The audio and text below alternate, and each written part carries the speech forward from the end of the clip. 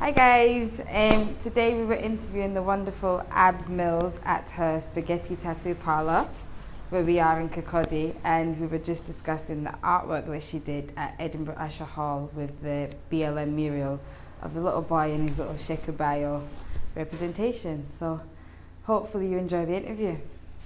Hi. Hi. How are you? Pretty well, yeah. Good. Would you just like to introduce yourself to the crowd and let everyone know who you are? Yeah, my name's Abz Mills. I'm a tattoo artist working in spaghetti tattoos in Kirkcaldy.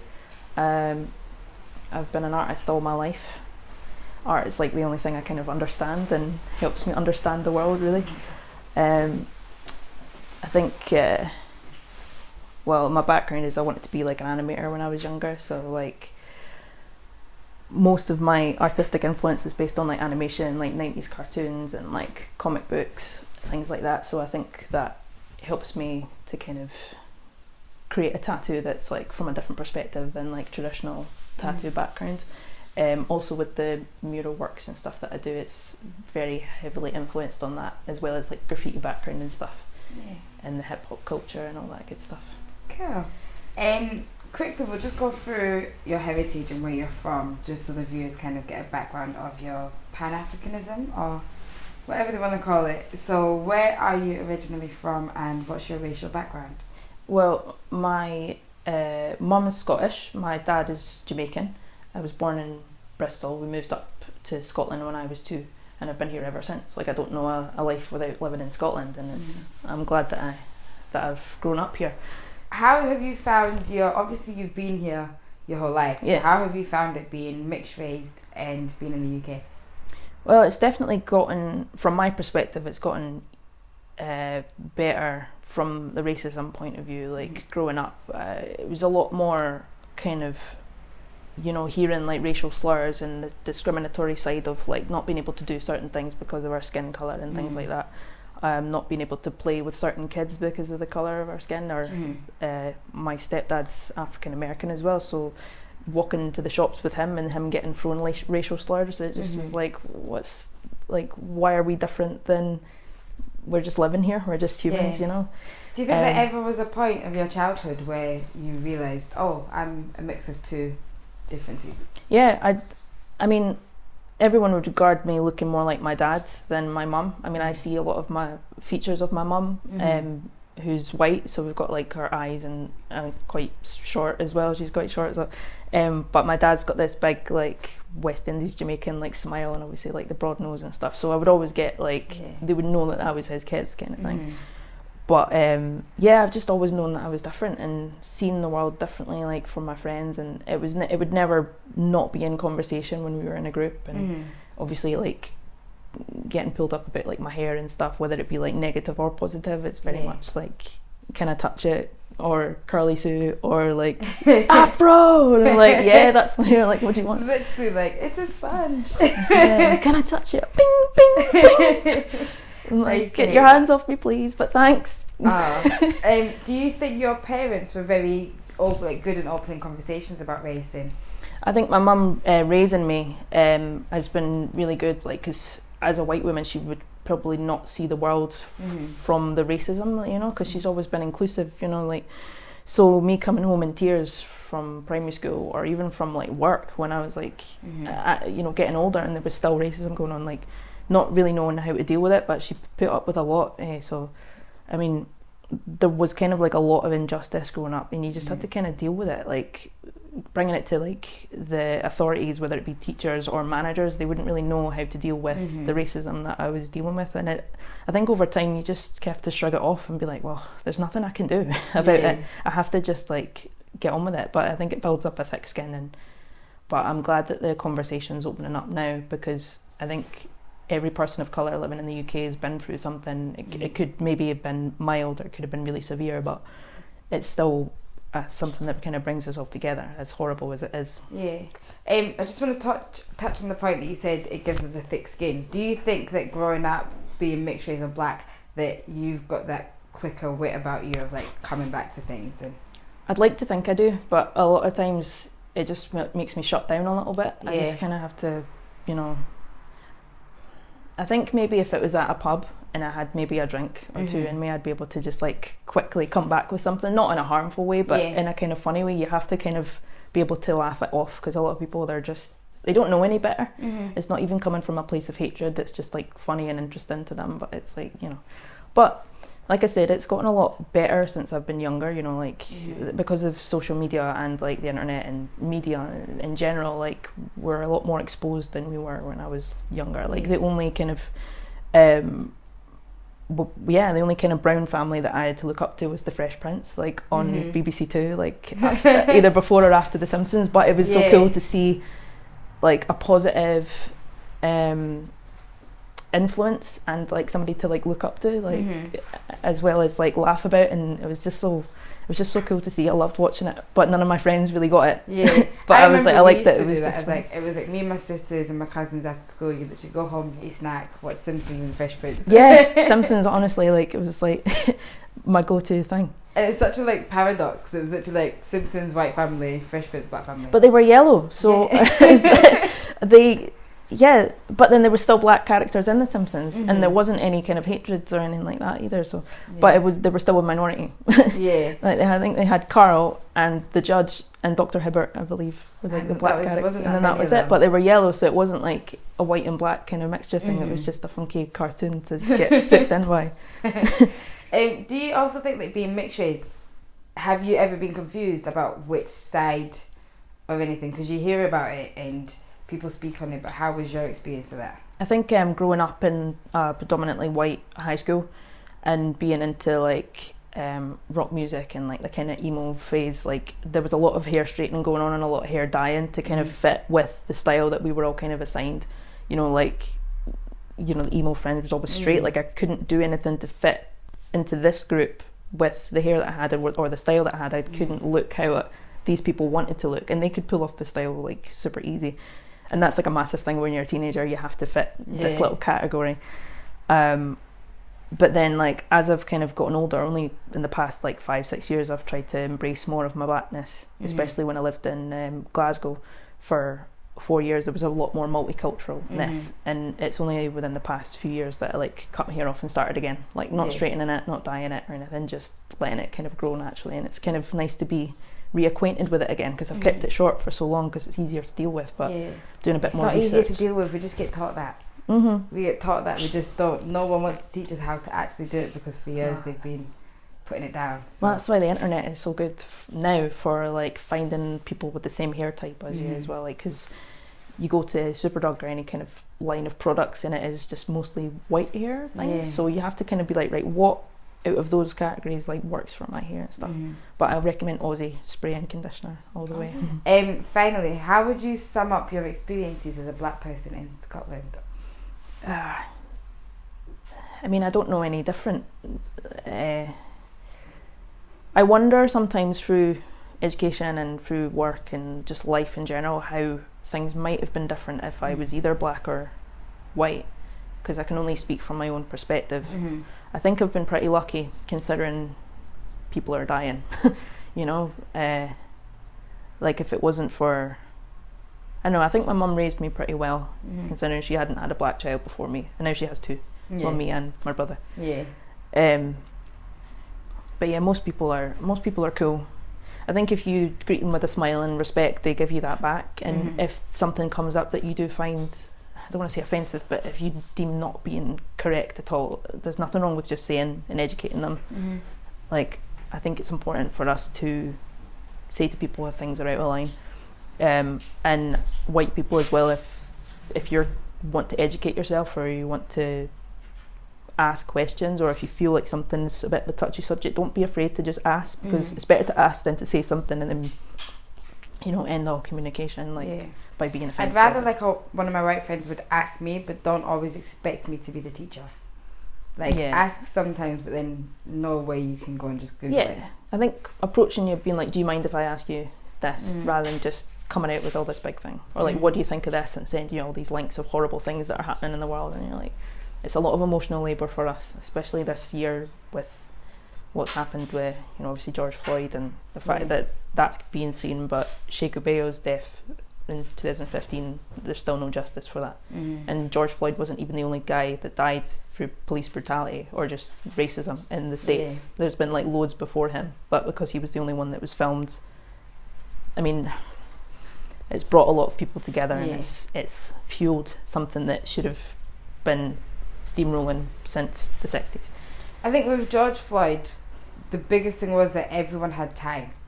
And everyone had time to look into it, and it was seen. Yeah, and because everybody was on doing their phones. Anything, this was, to some people, it was the first time they were actually seeing this happening. Whereas my timeline sees it on a weekly because I am following black people. Yeah, and things like same, that. me too. So for me, it's not new, but for other people, it was the first time they were seeing it, and because they had the time to research it, they were looking into it, and that's why it's heightened. But what I don't think some people realize is that we have been fighting this fight for a long time, and even though you can say that you've done petitions this year and you've done whatever, like, it's a weekly thing. We've been doing it for so long. Like, prior to this year, there was Trayvon Martin, like, all the other people that have been shot by police and just civilians, and even in Scotland and in England as well. So I think it's a revolution.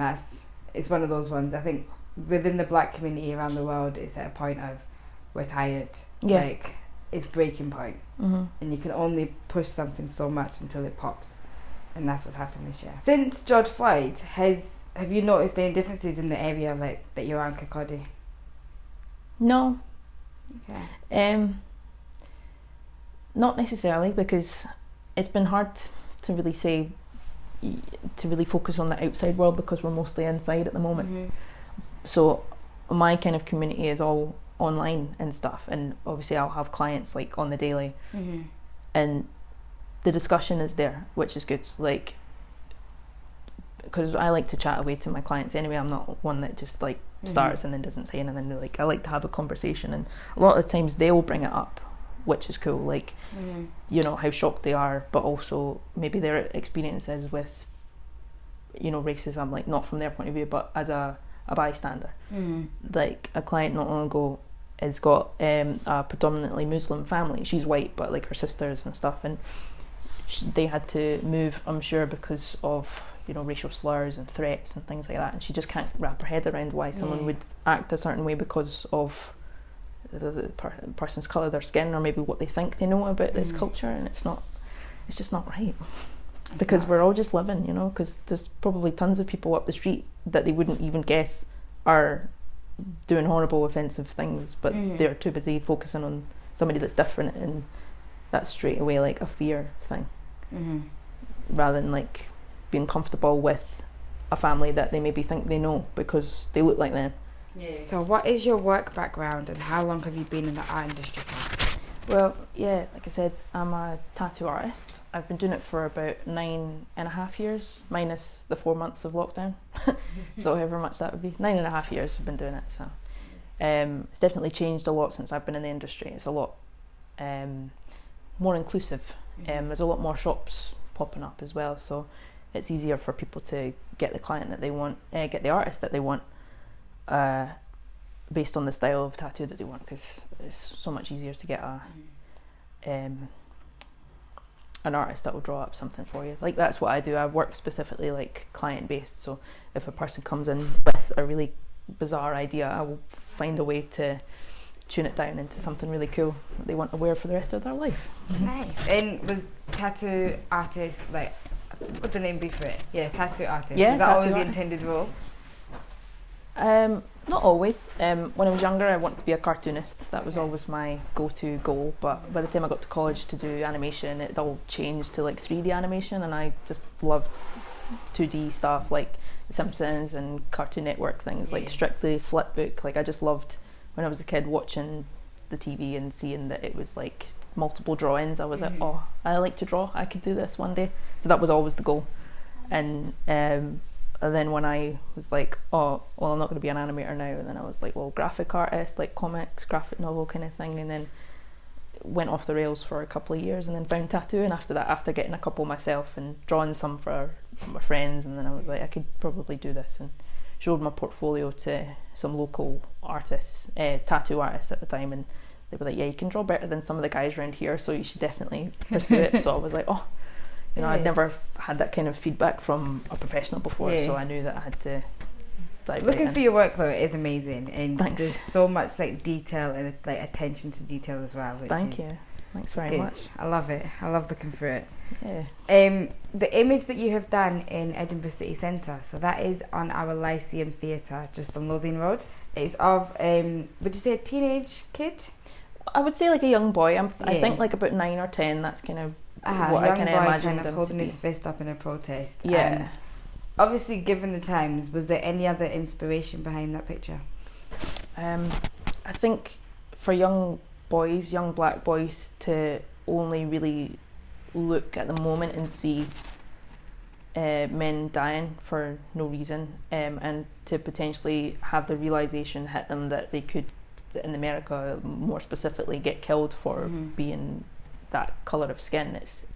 It's a shame, because straight away they're hit with fear, and they want to be brave, they want to be smart, they want to do what any of us want to do. We want to grow up to be superheroes and firefighters and doctors and things, and to be like told at a young age by the TV and by the news and even by their family, like you might not get that far. It's horrible and it's terrifying, and you want it to be like, I think the piece was supposed to be more like a vision of hope, and because the piece has got a t-shirt that says "Justice for Sheku Bayo," as he was killed by police in 2015, which I hope more people know about now. Because of the piece, more people are looking into it.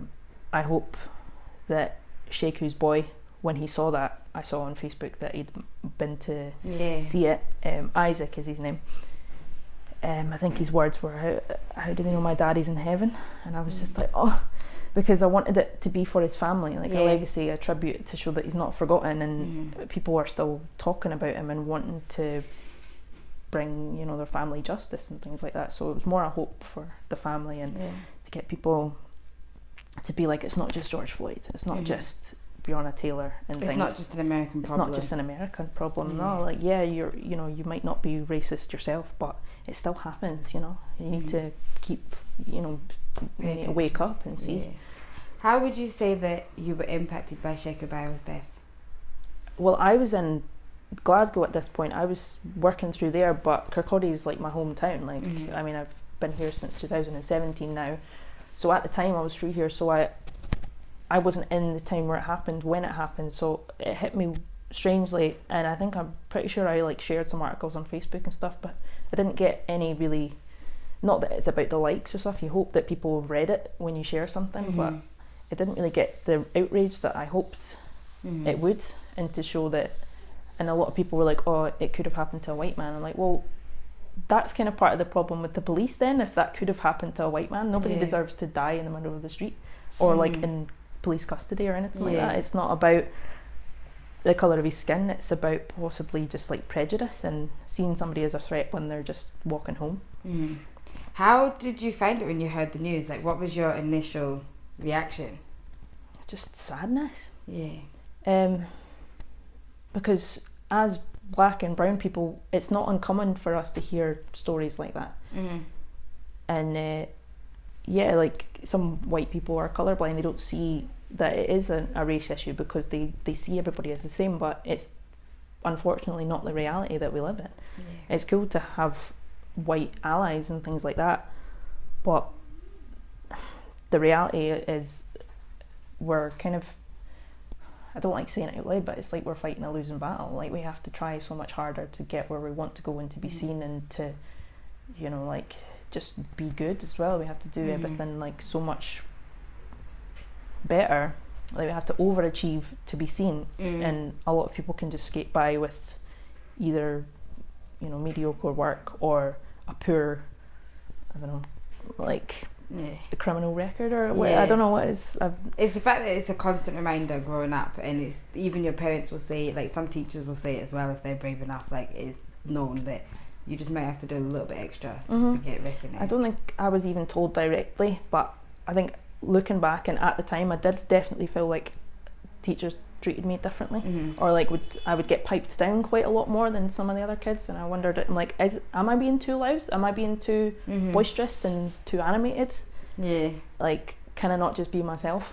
Like, am I going to really get my golden time taken away from just for like, I don't know, having a laugh? Like, I'm not like disturbing anybody, I'm not hurting anybody, just being myself. So that was when I was like, okay, the system's rigged. I mean, maybe not in those words because I was like 10, but but I think that's why I turned to art as well. Like, I kind of internalise a lot of my pain and things, and just shut the door in my room and just draw like until like the early hours. And I still do that a lot of the time, but most of the time it's for work. But it's still a way to turn pain into art, and people can wear it for the rest of their lives, and they've got like a piece of me, and like they've got it, and they've got like a nice experience as well, because getting tattooed is like a big deal for people, so you want to make sure the experience is good. If you could tell your childhood self one thing about figuring out their identity and sense of self, what would it be? Don't let anybody tell you that you are something when you haven't figured it out yet. You are who you are. Labels are not necessarily for you. You can be mistagged a lot of the times. Don't let other people's ideas of beauty change who you are, and be nicer to your mum because she's putting up with a lot. True. So finally, last little section. We are currently in the month of Black History Month, and I know for a lot of people this year is the first year they have actually taken part in celebrating it. But how, like, what does the month mean to you?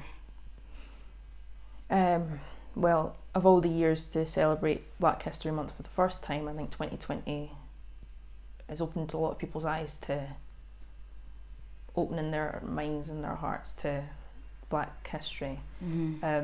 There's so many people that have been overlooked, and I think a lot of people just focus on Malcolm X and Dr. Martin Luther King Jr. that we forget about all the actors and the musicians that paved the way for a lot of art and media that we love today. Like, you see Robert Johnson invented the blues. Obviously we've got, is it Little Richard and things like that, who's passed away now as well this year. They were like the kings of like rock and roll and things like that. We obviously think the king of rock and roll is like Elvis because of how he was portrayed, but there's so many good artists that originally came up with music that we love. Like, they were the founders of this style, and it's just been kind of taken and moulded into what people want to market and sell. And I think it's important to know a bit of history before jumping onto something. Yeah, you come and see representation and Black excellence. So woo! We celebrate you. Thank you very much. But no, be proud of yourself and just keep up the hard work, because you're doing really, really well. Thank you. You're going to make me blush now. Well, thank you so much for coming on with us today. Thank you. Yeah, we'll leave it at that. You've got a busy day ahead, so yeah, I know you've got stuff to do and people to see. Yeah. Thank you. Good stuff.